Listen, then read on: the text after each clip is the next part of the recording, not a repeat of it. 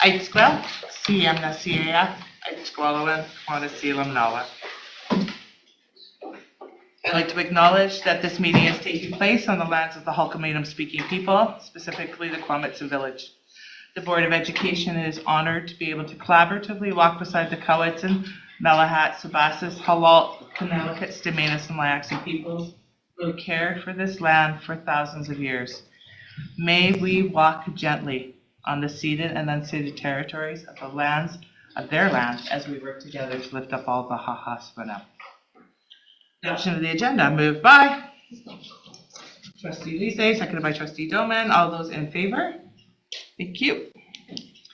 Approval of the consent agenda, moved by Trustee Kraft, Trustee Strachan.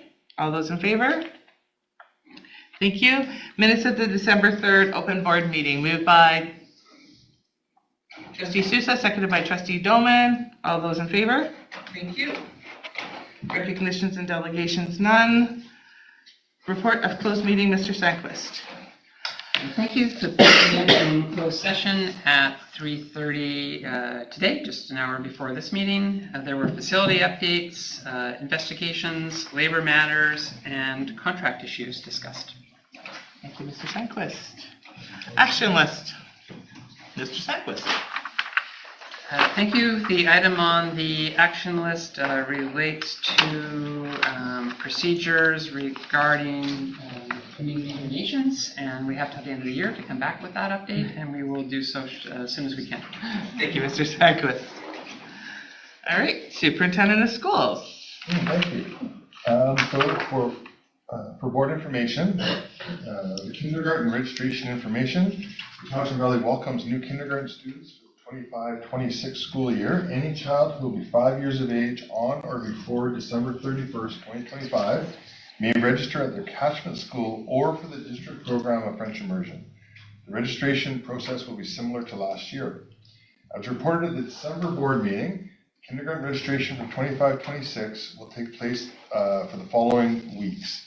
French immersion schools, the registration will take place during regular office hours the week of January 20th to 24th, or it can be done online.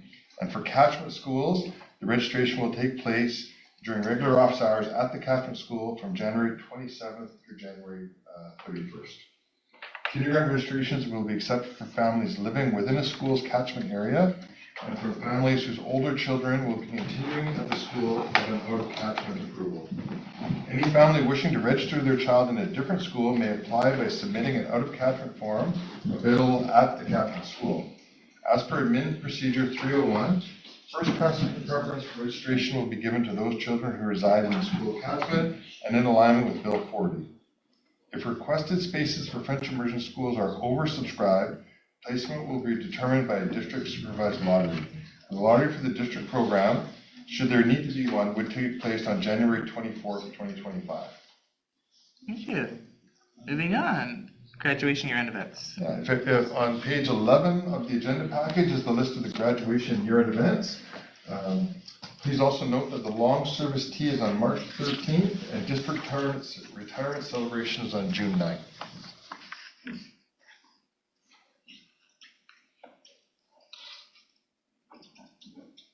Alternate options. Mr.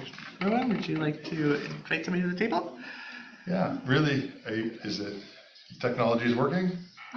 Doesn't look like it, but I can wing it without a visual. We just need the file for some reason.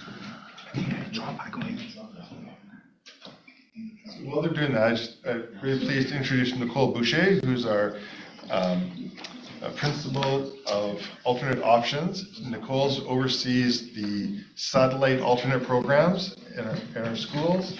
Has been working in Indigenous Ed and is wanted to update the board on all the different initiatives that we're taking for the alternate programs. Yeah, and I had a PowerPoint, but if it doesn't work, I can just yak at you. Always nice to have a bit of a visual to look at, but should I just start and then once we give them a minute? No, go ahead and start, Nicole, and maybe you can backtrack. Sure. Yeah, or do you think it's going to be a quick fix, Liz? Give us, if you want to start. Okay, Dave's sure. gonna make this. All right. Okay, thanks for the introduction, Jeff. So I'm just here to take about 10 minutes. I practiced earlier and it was closer to 15, but I'll do my best. I know he's giving me the look. And the clock starts in another minute. I'm kidding. So yeah, I'm just talking to you today about some of the initiatives that we're doing in the alternative, I'm calling it the Alternative Options Team. And there's a lovely slide that introduces you to the team members. So I'm new in this role, and it's actually a new role. And I think that the concept was maybe Jeff and Robin came and talked to me, and it was sort of, can we put together a position where we're really targeting our most vulnerable learners, so our priority learners, specifically Indigenous children and children in care. And my role specifically is, like Jeff said, I oversee the satellite sites in the district now, so we'll speak a bit to that. And that's a branch of CVOLC where Vanessa McDougall is doing a great job. But the Alternative Options Team is myself, it's Vanessa McDougall at CVOLC, and she's also got to grow. It's Mary Peter, who's the District Principal of Indigenous Education, Ryan Goff, District Principal of Career Education, and Kelly Gervin, who's in a new position, and she's the Vice Principal of Alternative Options and Indigenous Education. So we sort of have 3 departments and teams coming together and doing a lot of great work. So I'll speak to the work that I'm specifically focused on, but just know that it's the work of a larger team, and I'll give lots of credit where credit is due.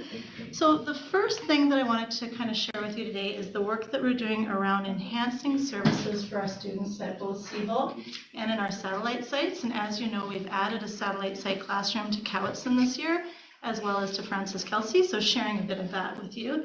And the visuals will come in handy in just a moment. But under his purveyance and careers, Ryan Goff has facilitated a bunch of training opportunities for students, and priority has gone to the students in our satellite sites and at CVOLC, and it's filled up right away. So those training opportunities include, you probably heard about this at previous meetings, but we've done barista training and cashier training already, and they filled up with waitlists. Forklift training, scissor lift training is coming, cashier, barista I mentioned, occupational first aid. And Ryan's organized a special program where students are going to be engaged in learning about different pathways available to them in life after graduating. And these are students who might be graduating on an evergreen or might have particular challenges and need additional services. So lots of extra pieces there for those students, and they're at no charge, and the students have expressed a lot of appreciation. And so far that's going really well. Awesome. And yeah. I think I've already spoken a little bit to, actually, we can skip this slide and I'll just speak to them as they come. And then if you skip to the next one, that's the one I just spoke to. So that's just an example of some of this is the barista training flyer that we gave the students, and this is some of the work that they did on their training day. How do I do the next slide? So you can actually just Oh my goodness. swipe your All right. So another part of my work is really looking at enhancing the school experience for our students, particularly in the satellite sites, because a lot of these students, some of them choose to cross enroll to their home school, but a lot of them choose to just do the half days. So when you're with one teacher for all of your academics for half day or for a full day, you want to kind of create some opportunities for these kids to be really engaged and feel really special and make learning interesting and fun. So I'll highlight a few things happening at a couple of our sites and share that the work I'm doing includes trying to get this going at all of our satellite sites, and so far so good. So, okay, I'm gonna try this. All right, so one thing that's really taking off this year, I think for the first time in a long time, or maybe the first time ever, according to some teachers at our satellite sites, is we're starting to see really regular field trips, and I'll shine a light on Cowichan for examples. There's 2 teachers now, there's Tom and Justin. They're on a field trip every 2 weeks, so they're integrating PE, they're integrating careers, and integrating a lot of different science and different learning into the field trips that they're doing. And a quick shout out to all of you and a thank you for allowing us to have the 11 passenger van at CVOLC, because that's in play all the time, particularly with the teachers of class 4 or satellite sites. So that's happening, and the neat thing is Kelsey teachers are saying, how do we get in on that, and how do we do that, and what's next for us? The kids are really appreciating it. The kids are starting to say, can we go here, can we go there? And the teacher's job in that, I say to them, just say yes and figure it out. And then they ask me and I say yes and we figure it out. So they're going places. They're organizing a Mount Washington trip, which is super exciting and super cool. So we're figuring that out. And just, at our satellite sites, they're making an effort to do more celebrations. That's just a quick picture of the last day before Christmas, the two teachers, Justin pictured there and Tom on the picture. Tom's at the back with a whole bunch of other students. They were all there for the celebration before Christmas.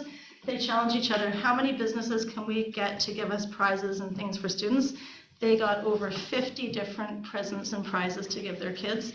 So that was a really great day for celebration, and we saw that happening at all of our sites across the district, which is super exciting. So a lot of energy there. This is Lake Cowichan. We have a new teacher. He's doing great things. He have some kids that are into bikes, so they started bringing in these old bikes. They're fixing up the bikes. They're bringing in people that know how to fix bikes. And they started a mountain bike club, and he invited kids from the homeschool, so he's making connections for those students and the students in the homeschool. And they're going all over the place as well and taking learning outside and sort of moving away. Talked a lot about moving away from the package work, and I know that was a recommendation that you guys discussed earlier on. Talking to students, a lot of them really appreciate and like that package work because it's consistent and it's something that they know that they can do, and it's something they know they can expect. So we kind of changed it to, rather than we're doing it totally differently, we're tailoring it to what people need. So that's sort of the quick report from the satellite sites. I'm talking fast to save time. So I really wanted to share too, another part of the work I get to do this year, which is the most exciting part for me right now, I think, is being a part of this amazing Indigenous education department that is doing such great work in the district. So speaking to new things happening and new things that we are supporting.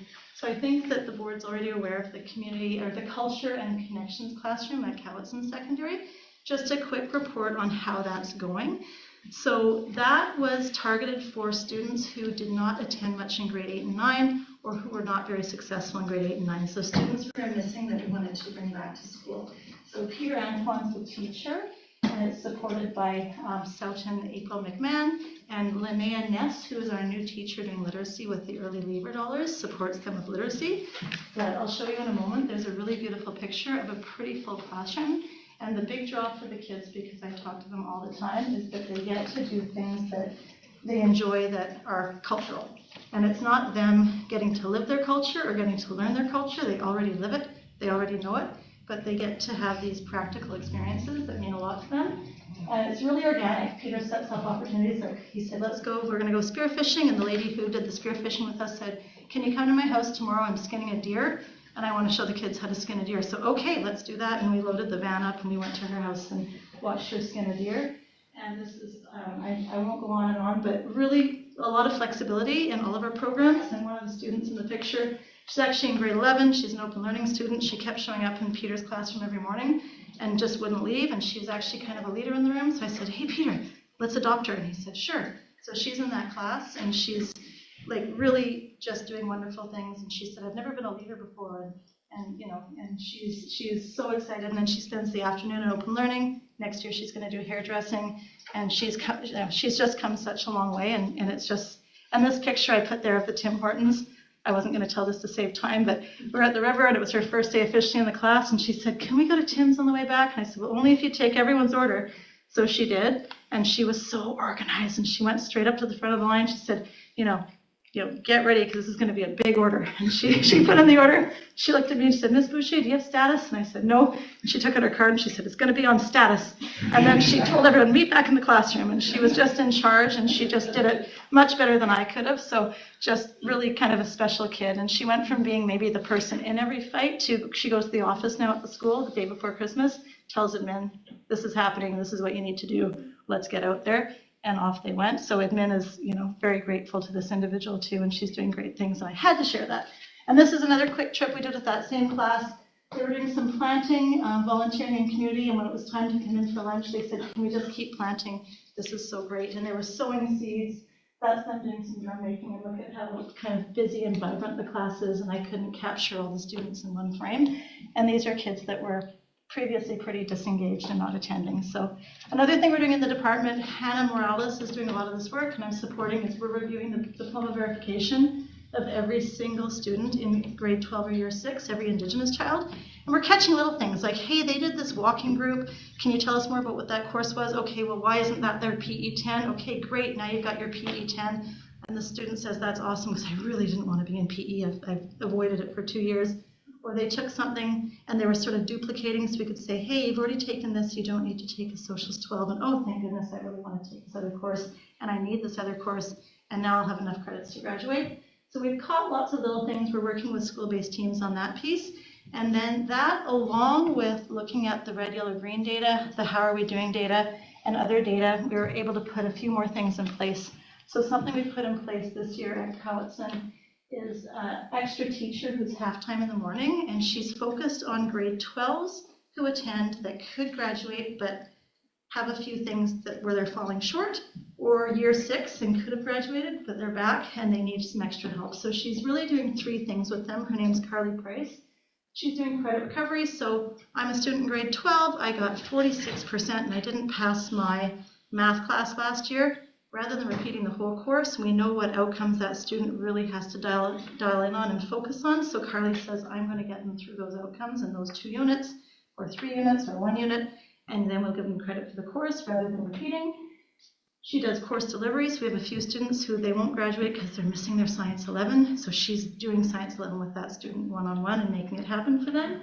And she's also kind of a bit of a drop-in center. So I'm in a regular course. I need some help. I'm going to go see Ms. Price.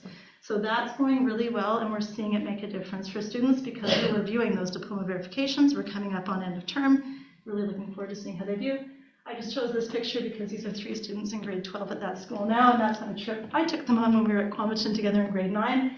One on the left, we caught 2 things on her transcript and changed her courses, and she's on a better track. She's one that doesn't need to take PE because she already did it in a different way. The one on the right sees Ms. Price regularly and gets lots of help, and the one in the middle is one that we need to bring back and get back. So we're talking a lot with her too.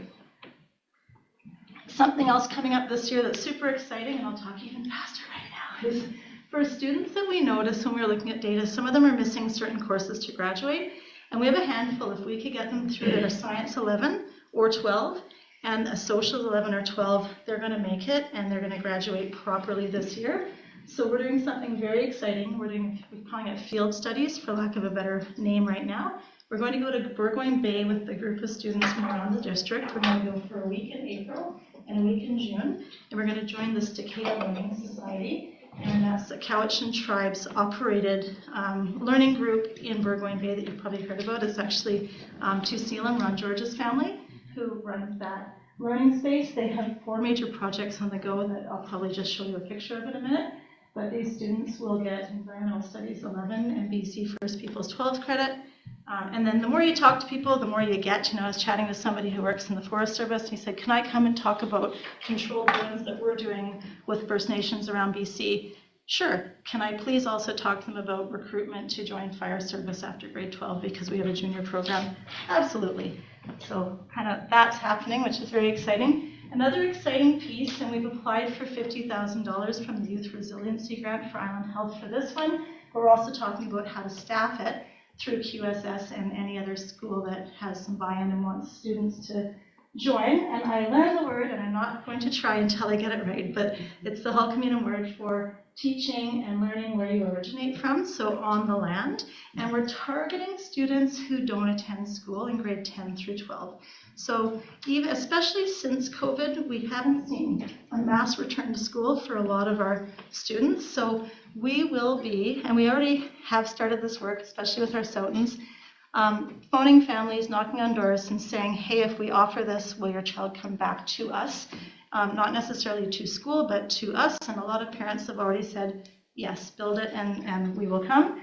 And what this looks like is a program that focuses on these things that I'm not going to read out loud to you, but you can look as I chat, and it's in this document here. But it's a land-based program, and it's a graduation program, so focused on the grad program, grade 10 to 12, 4 days on the land. We're going to be working with Cowichan Tribes, the lands department, so working with their scientists and working with all of their departments that actually carry things out on the land. So students will be learning from them with knowledge keepers and elders and artists. And we already have 3 partnerships in the works.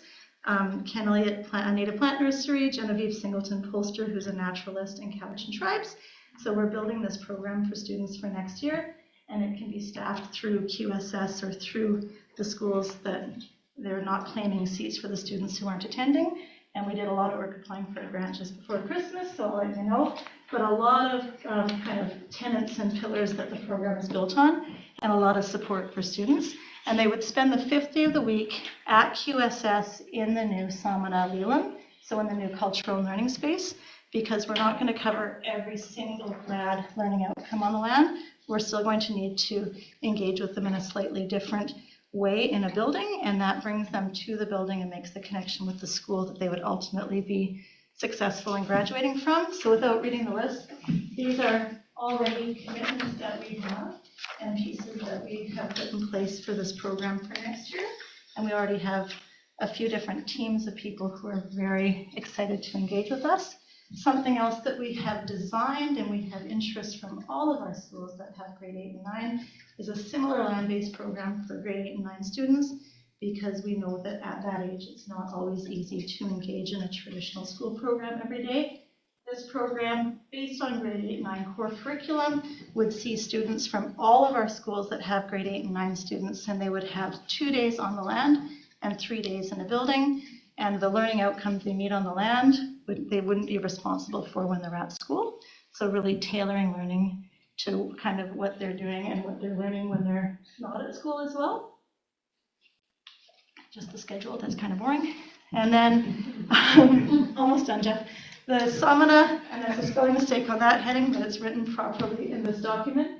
But the culture and language Lelam at Cowitson Secondary, those pictures are about a week before the break old, so it's probably looking even more exciting right now. But if you take a look at the second to last page, actually page 3 of this document, it sort of speaks to what we're looking at there. But Kelly Gervin, to give her lots of credit because she's amazing, has done a lot of the legwork, and she's brought in voice from students from a lot of our, all of our district Indigenous education staff, and particularly our HCLAs, to talk about the best use for that space. And it is a district space, but it will be used for this new program I just spoke to. Peter Antoine's grade 10 culture and language program will have access. Classes and schools can book into it. User groups can book into it, but we're also going to see it as a bit of a hub for cultural and language instruction, because we have only so many Hul'qumi'num speaking staff, and to spread them out is hard, but to bring people to a central place is less hard. And just to give you a sense of the work that Kelly has done, she's got about, so far, about a 12 pages. It's a different presentation for you, but a guiding document on this incredible space. And it's, I just kind of wrote, this is just the table of contents. So in and around this space, just this, if you read through this, tonight from the board, it just speaks to all of the thought that's gone into it and all of the pieces that we're pulling together to make sure that we're using this space properly and respectfully, and connecting it to the health unit there and connecting it to the Elders Lounge. And the very last thing that I'm in the middle of really getting traction now is, as you know, I think about a year and a half or so ago, the Ministry of Education said that local nations can be accredited givers of credit. So if a student is engaged in cultural work in community outside of school, if the nation becomes accredited, just like my son did his NLS, and he's a lifeguard, so he could go to the school, show his counselor and say, this is my certification. They can pull it up on the ministry catalog, drop in the course code and give credit. Local nations, as long as it's set up properly, can have somebody sign off in community to say this child has participated in this cultural learning and has done enough hours and has done the requisite pieces to satisfy the learning outcomes for this course or that course. But it's pages and pages and pages of paperwork, and it's just a lot to wrap your head around and take on. So I've offered all of the nations, let's do this together. We'll just do it together, and it'll be a district and nation joint effort. And 3 nations are already, let's do this, let's roll. And everyone else has said, yes, we'd like to do this, we're interested.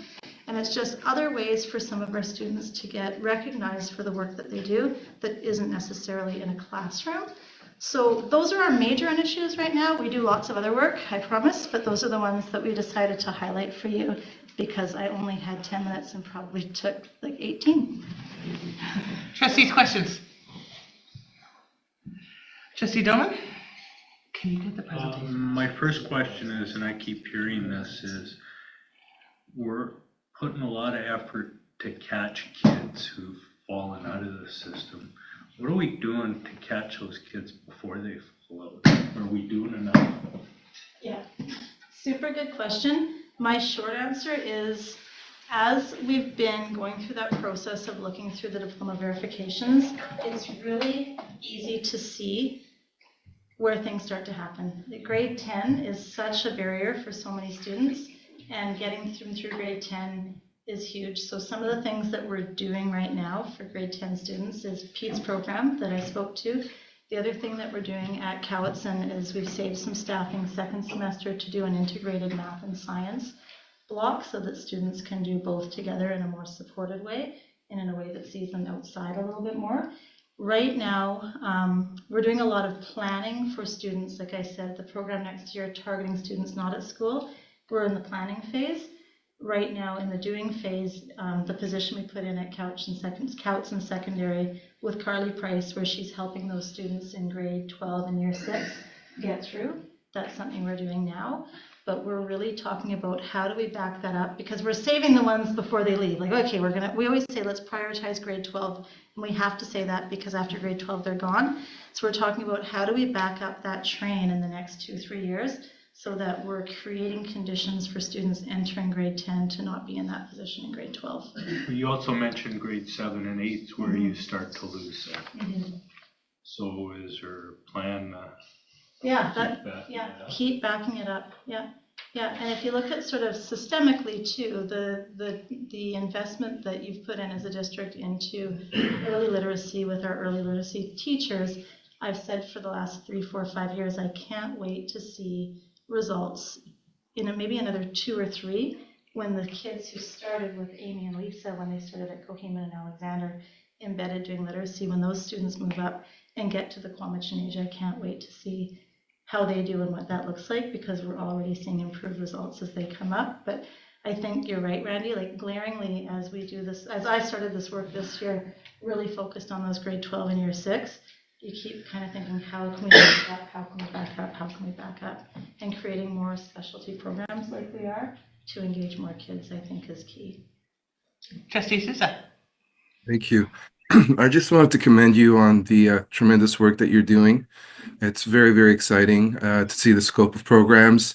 A lot of this seems to me very much sort of applied learning, on the land learning, especially with Cowichan kids. And I work for Cowichan Tribes, wearing my other hat in the lands department. So for me, it's profoundly gratifying also to see, and wearing both hats here, the expression of some of the work that we're doing within the lands department and here as well, and how it's sort of being expressed on the land through the kids and their engagement. So it's a fabulous model. I think that's sort of emerging here and deepening as well. And so it's very inspiring. So I just want to raise my hands to you and your team and the good work that you're doing.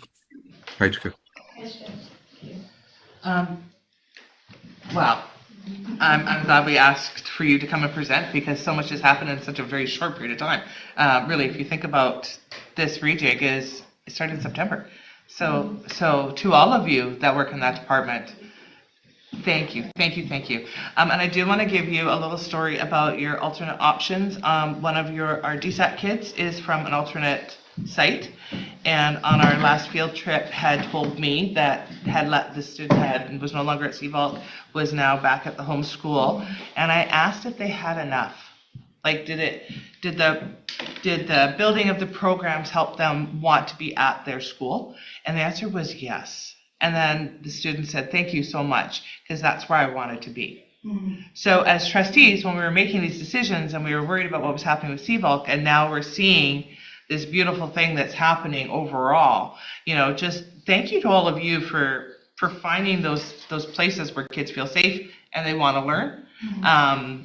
Just thank you for the work. But when the student came up and had that conversation with me, that was the first time that I really believed in my heart that the change was working well, because it's a student telling me, mm-hmm. not an adult in a room. So thank you so much for the update on everything that's happening with kiddos, and just gosh, keep going. Yeah, thank you. Yeah. No, you kind of get your kind of sense of things, but when you're in it, you learn, right? So I'm learning that with our satellite students, because that's who I work with. Some of them, they really want to go back to their home school. So there is that exit strategy, and we're really deliberate in the planning of that.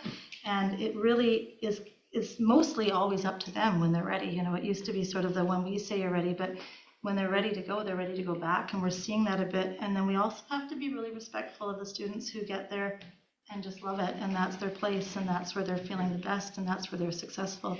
And we want to honor that too. Yeah. Any other questions, trustees? Seeing none, thank you very much for coming.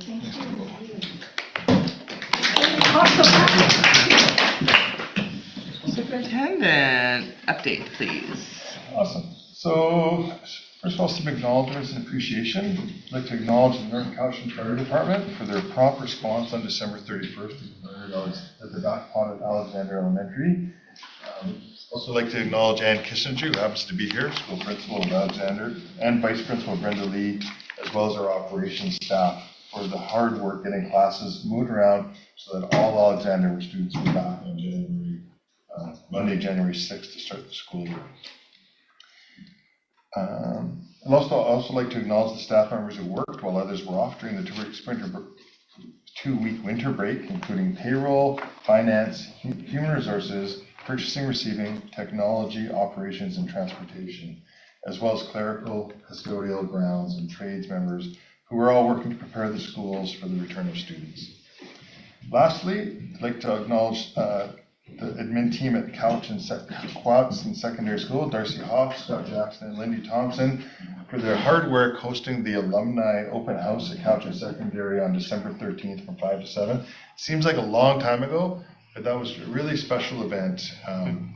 We estimate there was upwards of 1,500 people went through the building that day. Yeah. And it ended up being a really strong community event from 90-year-olds to 19-year-olds. So that was, and that team did a lot of work to make that happen. Our district learning team, they were awarded a provincial grant, a provincial outreach program for fetal alcohol spectrum disorder. The provincial outreach program for fetal alcohol spectrum disorder has awarded our district team a $4,000 grant to complete the CARS literacy focused work that we're doing in the school district. Our career education department has also been awarded a ministry grant to enhance work experience options for our students. The ministry has informed our career education department that the Cowichan Valley School District has been awarded a one-time grant of $50,000 to build and strengthen the work experience partnerships, specifically in the fields of technology, climate change, and emergency management, and of a local sector importance, local labor market demand. That will increase participation in work experience 12A and 12B courses in our district. So that's very exciting. Some of you may have noticed the totem pole that was in front of the school board has been taken down. The totem pole was carved in 1970 by a Cowichan Tribes member here. It had to be taken down for safety reasons because the top had rotted and we noticed some had fallen down. So we've consulted. In fact, Jason and Jeff and I met today with Chuck Seymour and Wayne Charlie, who is the son of Simon Charlie. And the protocol is we have laid the pole down. Our district elder, Dolly Sylvester, will do a little bit of work with it here to bless it. And then our operations, we will be transporting it to a place on Cowichan Tribes lands where it will lay to rest and return back to nature as per protocol. So that was good learning. It's an interesting sidebar. Quamachin School happened to see us out there, and they came by, asked if can it be a learning experience for kids to go and learn how do you select the tree that becomes a totem, what's the process, and what's the final interesting. So we're going to work on having it be a field trip as well. So that's the update on the totem pole out there. And then also the new Quawatson Secondary School, December 10th, there was a trustee tour. There was. And trustees, I'm excited to please say mark your calendar. For February 3rd is when the students will be coming into Cowichan Secondary. So we are more than welcome to come and either walk across with the kiddos or be at Cowichan Secondary to greet them. And then please mark your calendars for February 7th when the Ministry of Education will be here so that we can officially open Cowichan Secondary. Yeah, very exciting. Okay, now some fun events from December. And Jason's going to show some photos for you as we go.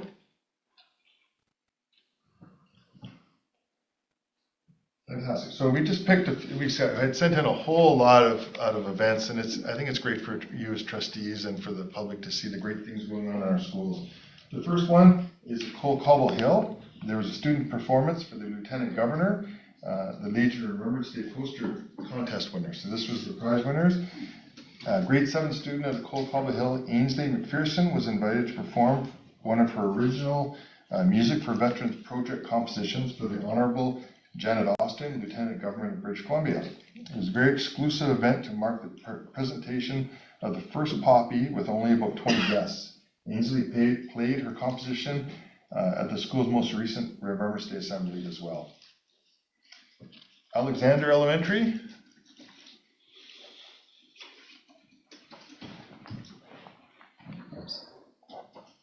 There we go. Alexander Elementary, the gravity car racing. So students at Alexander Elementary enjoyed racing their gravity cars. The Gravity Car Project and race offers cross-curricular learning of science-based concepts like gravity and friction. Students follow specific size and weight restrictions while designing their cars and race only using the energy from gravity. Winners will take their prototypes and continue on to the district championships January 30th. Chemainus Elementary. So Chemainus Elementary, we're really proud of their soccer intramurals and primary student performance. The teachers triumphed in a thrilling soccer showdown against the students.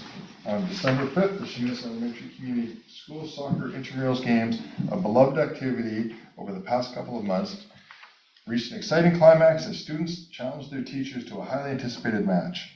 The game, held on December 5th, was a fast-paced, exhilarating affair, and the students showcased their skill, keeping the teachers on their toes throughout. However, the teachers did win. Also, at Chemainus Elementary, the primary students,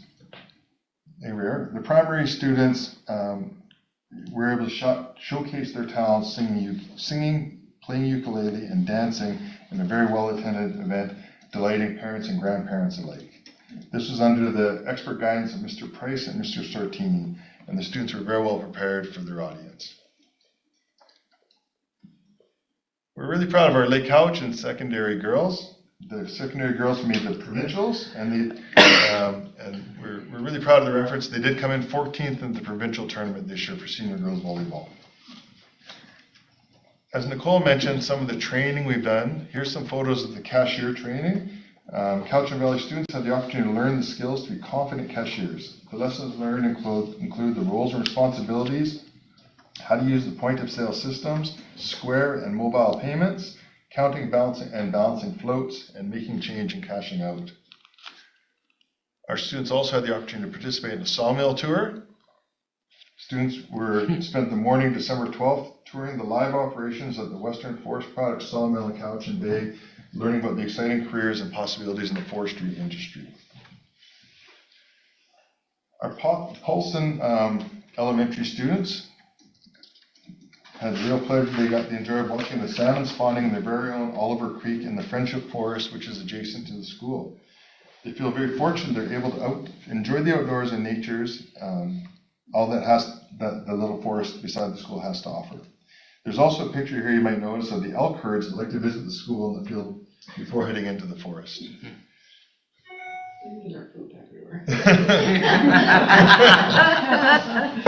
I suppose that too, Jeff, yes. Okay, so then the last one is the Grove students and some success stories from our online programs there.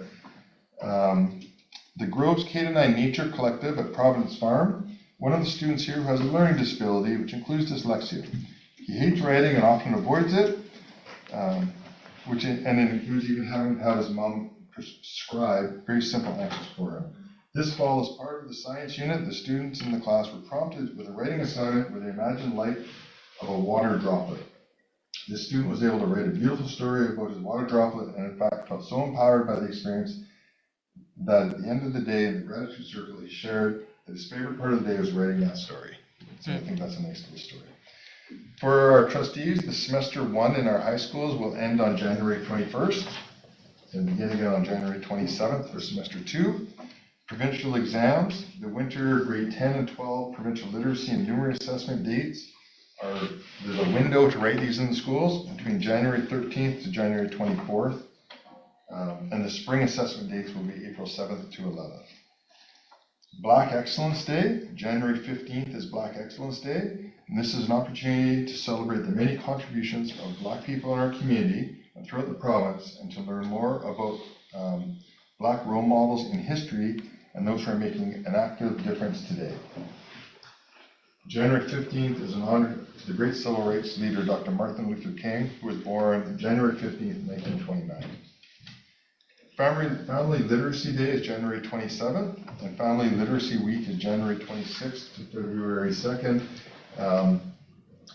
We'll be participating in this, making efforts to raise awareness of literacy and the importance of reading and engaging in literacy as a family. A couple items. There was a research project approved.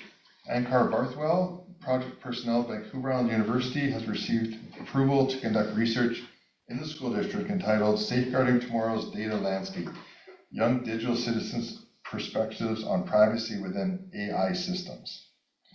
The aim of this research is to seek and explore young digital citizens' opinions, concerns, and expectations regarding data privacy in AI systems.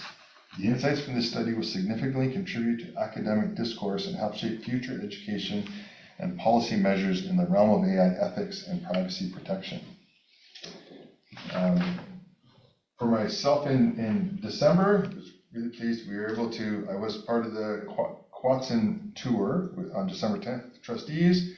It was a great evening on December 13th with the alumni open house in the Old Cowichan Secondary, and myself and District Elder Dolly Sylvester had a wonderful time December 19th over at Seavolk as we were invited to their turkey luncheon. For board action, we're going to go. Absolutely, Should I yep. pause or should? Do you want to do a handout first? Yep. Let's find all that out for everybody.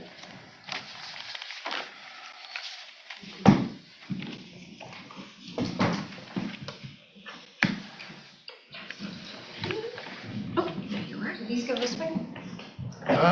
They can. Well, they're not approved yet. Hold on. Yeah, okay. Maybe hold on till we approve. Okay, so the strategic plan regeneration for 2025 to 2030. On pages 12 to 27 of the agenda package was a draft of this strategic plan. The one challenge in the agenda package is it didn't line up because this page was on the back of another page. So I had them print a booklet for you so you can see what they'll look like when it goes to print. So this is a culmination of about 1.5 years worth of work, very extensive consultation in the community, in our schools, in our district Superintendent, office. can we get the extras up to the gallery because it's in the agenda package, so it should be fine. Okay? Yeah. Sorry, Karen. Yeah. So of 1.5 year consultation, and over the months of November and December, I know the board has done some editing and reviewing as we've gone through the different parts of this potential strategic plan. The motion is that the Board of Education, did I read that or do you read it? Yeah. Yeah, the motion I'm presenting is that the Board of Education of School District 79, Cowichan Valley, adopts the Cowichan Valley School District Strategic Plan 2025 to 2030. Trustees, we have a motion before us, moved by trustee. Yeah, I have a question. Absolutely. So I was just wondering, has this been examined in terms of plain language and reading level? It has through our lenses as a district and then through our board feedback. So I ran it through a couple of systems, and you require grade 12 education to read much of it, and a year 4 level of university to read much of the rest of it. And if that is indeed the case, we've created a document that about 15% of British Columbians can really embrace and digest. First of all, I just want to say I think the team did a spectacular outreach to our community, and that we really want to honor what they said. And I think in terms of the content, we do honor what they said, but we've taken what they said and spit it back at them in a language that most people can't read or really embrace. And so for that reason, I won't be supporting it, although I support the content, I just don't support the reading level. So I just want to be cautious. Most people probably could read the document. I don't want to say most people probably couldn't, because I don't want to insult. I'm not insulting Anybody, anybody. yeah. I'm saying that if we look at the statistics, this is an extremely challenging document to read for the majority of the population. So trustees, we all had an opportunity to word bash this together. And I guess I'm looking for guidance because we had a big section in board planning where that work was supposed to be done. So are you, for the rest of you, I guess is what I'm looking for, direction. Do you want this to go to the public for one final round of consultation? This is as a draft, or what are you looking for? Because really, if we're saying that the community can't come and understand this document, then it should go back to the community to see if this is what they were asking That's for. not what I'm saying at all. I'm sorry, may I speak? Can I finish? Yes, of Trustee course. Cross, thank you. Yeah. The folks that had the input into this document that cared about the strategic plan, both parents, community, leadership, everybody else that put their thoughts into this. Are we looking at possibly sending it out as a draft to make sure that we got it right with all of their input? What is the wish of the board? Trustee Croft. I can just follow up. It was certainly never my intention that the thing would have to go back out for another process. I know that there are, I'm sure even within the district, plain language writing experts that can simply take another pass, but that's playing with the trains. If staff share my concern, or if other ones share my concern, then maybe the action would fall out of a further discussion. I don't want to wrap up my consideration with an action plan. Other trustees, do you have any thoughts? Because we do have a motion before us. Trustee Sousa, then Trustee Doma. Thank you. I am prepared to support the motion to move ahead with the strategic plan such as it's been presented in draft form. However, if the other trustees do feel that we should put it out in draft for one more round of consultation more broadly, I can support that. But I feel very comfortable with this, and I don't want to make the sort of assumptions as to the levels of literacy out in the community. I find that really problematic, even if it's coming from a good place. I don't want this to come across as if like we can't trust the broader community who've had input into this, that they don't understand what is going out there. So I'm really struggling with some of the assumptions there. This is why I'm prepared to support the document as it is. But if we want to send it out for one final round of consultations, I could live with that. Okay, so I have myself, Trustee Doman, actually Trustee Doman, then myself, and then Trustee Croft. I'm prepared to support this document as is. We had a great board planning session, and I feel confident with this document. Trustee Doman. When in December, when we went through this with the fine-tooth comb, the weekend before, I went through it with the lens of how understandable is this document, each page by page by page, and actually went a little further, and I found it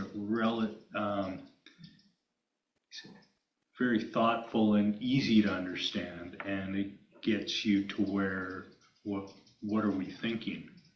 And it gets you there, so I'm prepared to support it. Trustee Croft. Well, I just wanted to respond that I'm not making any assumptions here, that these literacy rates are pretty solid. They're continually done. I think the research is really solid. I don't know why there would be a huge exception for Cowichan compared to the rest of the country. I've also looked at Cowichan and BC stats. We even out with everyone. And in terms of, I fully believe that people understood the survey. I fully believe that they shared their true thoughts with us. So stop calling anybody stupid here. That is not it. I'm just saying, if we want to make a really important gesture and honor to someone, are we sure we're communicating in the right way in terms of plain language? This was not run through a plain language one. That was a direction, not a direction, that was part of conversation at previous sessions, but didn't get done. So I'm not coming completely out of the blue with this. I know I'm one voice, but I brought it up over and over again that our documents are written at a very high level, as expressive as they are, And we just really need to consider that going forward. So that's where I am. And I believe in the heart, soul, and intelligence of absolutely everybody in this community, every parent and every kid. So we have a motion before us. So let's put the motion on the table and see where it goes. That the Board of Education of School District 79, Cowichan Valley adopts the Cowichan Valley School District Strategic Plan 2025 to 2030. Moved by Trustee Sousa, seconded by Trustee Strachan. Conversation. Does anybody feel that this needs to be changed or altered, or are we good to go with the vote? Hearing nothing. All those in favor? And opposed? Trustee Kraft, would you like your vote recorded? Okay. Thank you. Thanks so much. So the board knows, we will get the media release prepared and updated on our district website and our social media accounts to promote our strategic plan. And will there be a formal launch of the plan as we did for the last one? I'd like to talk about that with, Maybe that could go on board planning for next I week? think it's going board planning, yeah, because, what that should look like. Okay, thank you. Awesome. Thank you. Student travel, 8.22. For the board's consideration, presenting a motion to grant approval in principle for a Francis Kelsey dance trip to Los Angeles and Disneyland, California in May. There will be 8 students and 3 supervisors. So the motion would be that the Board of Education of School District 79, Cowichan Valley, grants approval in principle to the following student trip request. Francis Kelsey Secondary Dance Trip to Los Angeles and Disneyland in California, USA, from May 22nd to May 26th, 2025. Moved by Trustee Doman, seconded by Trustee Croft. I don't believe any trustees got invitations for that one. All those in favor? Thank you. We will get these trips to present to the trustees. I know there's a London theater trip you were interested in as well. And I believe we have asked for them You have asked to come for back that, and yes. speak to us about their trips. All right, thank you, Superintendent. Mr. Secretary Treasurer, over to you for board information. Thank you. My first item is in regards to the 2024-2025, what we call the recalc, or the amended funding announcement based on the September 30th, 1701 count. So this is the first time I can remember the ministry not having that funding ready for the end of December, or for the December date just before the winter break. It was announced that due to the election, we will expect those funding, that recalculation, to arrive probably at the end of this month. We've done some estimates around it. There's a few areas that we can't with absolute certainty predict how the ministry funding formula is going to present some of the factors. So that then will delay the amended budget. It typically falls within 60 days of the funding announcement. So we'll be waiting for that information to come in. We're continuing to work in the finance department towards having the expenditure side aligned and solid, running our projections in regards to wages and benefits, which is of course 90% of the budget. But we're going to be a bit delayed. This process with the amended budget may start to overlap with the annual budget for 2025-2026. So that's the end of that item. If there's no questions, I'll move on. I'm going to now Go ahead. Okay, I'm going to now share the screen because we do have the timelines that we're providing as an option for the budget process for this year. And Mr. Sandquist, what I've noticed on here is that Thursday's budget meeting with DSAC isn't listed. It hadn't been called yet, but it is now, and I was going to mention that, and thank you. Thank you for having that available as well. So page 28 of the agenda. So the first one is DSAC will be having their annual budget meeting, brainstorming meeting this Thursday at 10 a.m. here at the board office. That is the one meeting where all trustees are welcome to attend the DSAC and be part of those conversations with them as they work through their budget priorities. They typically then send a small delegation to the board as part of your liaisons. That will happen later on in the month of February, but this is where they get to express among themselves and their breakout groups what their priorities are. So it's a very, very similar process to last year. One thing that I believe the board thought was helpful was having those liaison meetings before the budget process, before we got too deep into what the actual details were in regards to the budget position. So understanding what the partners all thought were their priorities before we were too far into down the path. So we have again set those meetings very early in the week, and we do have representatives here. So for QP, USW, and teachers online, note that February 11th to 15th you'll be invited, and of course so will DPAC and the PVP. Everybody here in the gallery will receive an invitation, or their organization will receive an invitation to present to the board, and then we provide the feedback to all trustees in case some aren't able to attend all of those meetings. February 15th, enrollment projections. That is the date the ministry require. I've begun looking at the Beauregard data. It arrived over the winter break, which is the projections on the upcoming enrollments. Very, very early. I can say that Beauregard, based on the birth rates and the migration rates of the last 2 years, are projecting a slight decline of about 85 students, which is about 1% of our enrollment. So we'll be paying attention to that, but we'll counter that based on the K enrollments that come in that the superintendent mentioned we will be requesting shortly. The birth rates are pretty consistent from 6 years ago as they were 5 years ago for this year's K, so I don't think the board will anticipate a significant difference in the number of kindergarten students because the students just simply weren't born. That really, now that we have one of the years that has shown itself to be very significant in as far as birth rate reduction is the 2023 year. Of course, we don't have 2024 data. That year is just concluded. But the 2023 numbers, birth rate in the Cowichan Valley is really low. So that's going to arrive in 2028. But I think what we're seeing is a gradual trend towards stabilization and a slight decline in enrollment as we move forward. We have peaked unless there's significant migration to the Cowichan Valley. And that will begin to present challenges. For instance, if that 85 student number that's projected by Beauregard in combination with 140 students we lost this year, now that's 225 students. How do you reduce enough from the system for 225 students? That's almost an elementary school as far as student population goes, but it's dispersed among the districts. So we're going to start to see some challenging budget situations now that we're not in a growth position. Just something we need to be aware of and thinking about as we do our long-term budget planning. It's going to start to present itself again, unless something changes in the community and we get a lot more migration and people moving here, because the birth rates simply aren't there to provide our K enrollment. But it's all here, and it goes forward all the way to the decision of an adoption on the May 6th regular board meeting. We hold the date in May in case there's an extra meeting required, and we of course have to have a break for the BCSD AGM in there as well, which most will be attending. But otherwise, pretty consistent with the last year's process, unless the board have any recommended changes. Will this calendar be uploaded into our calendars? Well, once it's approved. Thank you. Oh, I guess nobody can actually see that on the screen, sorry. I didn't realize I didn't have it zoomed out.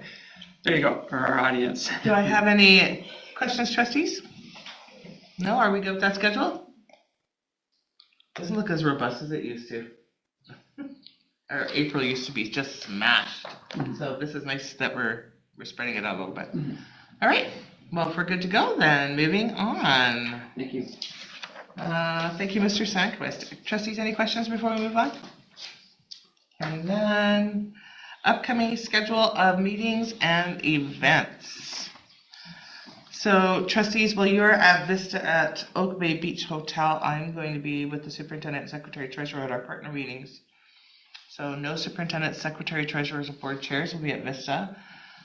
So I will need whomever decides to go to report back because I'm the Vista rep. That's what I'm looking at. Where is it? It's March 7th and 8th. Yeah, I fully expect to go. So expect to go? Yeah. Can I do that with you then? Yep. Thank you. Anything that you see missed? T. Sousa, you're DSAC? Oh, no, you're not, because we all are, sorry. Nothing else? Trustee Strachan, I moved you to the BCPC alternate as requested. Okay. Anything else anybody sees missing? Hearing none. Question period. Any questions from the gallery or from folks online? We have a question that I've noted, one of our gallery has been writing a question on the form and is about to present it. Ah, it's been a while.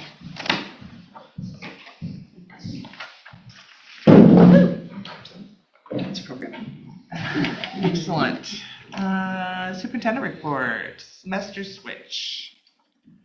With first semester nearly ending, students at QSS have been told there will be an extended break before second semester due to teachers moving supplies, setting up classrooms. How are teachers/schools going to make up for that missed time? Yeah, excellent question.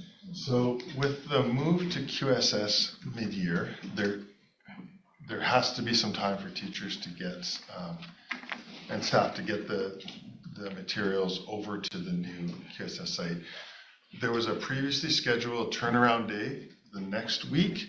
We've moved that turnaround day, so I believe it was scheduled for January 24th is the Friday, which is all the other schools in the district will continue to have the Friday, have a day not in session for kids. QSS will be in session, and that turnaround day will move to Monday. So there's one day that we're recovering. The other days, we are going to have to make it up via, if kids need extra help, they can access it. Teachers giving some resources, but it'll have to be just made up in the class as best we can. We don't have a formal time to create more time.